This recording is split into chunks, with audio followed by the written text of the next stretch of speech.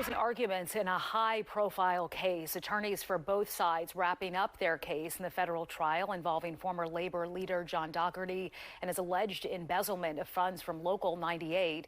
So, Jeff, what all was said in court today? Oh, there was a lot said today. The defense just wrapped up now.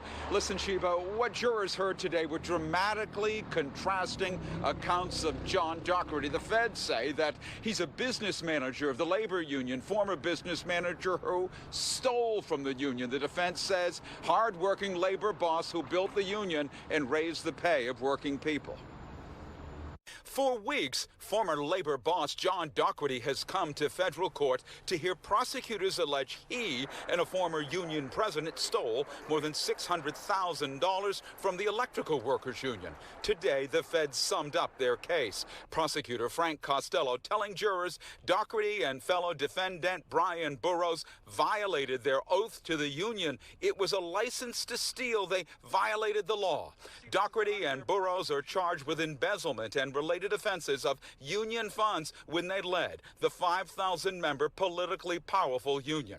The feds allege the pair charged home repairs, pricey meals, concert tickets, even baby wipes to union contracts. Costello arguing he, Dougherty, wasn't too busy doing important union work. He was too busy stealing from his members.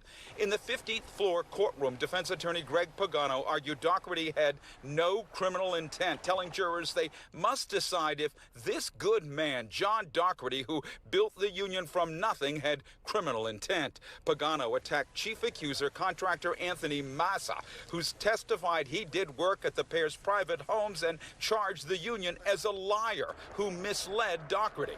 John Dougherty, known as Johnny Doc, already convicted of corruption, faces federal prison. He joked with supporters during breaks as his attorney argued he didn't know what was being billed, where it was going. He did the best he could.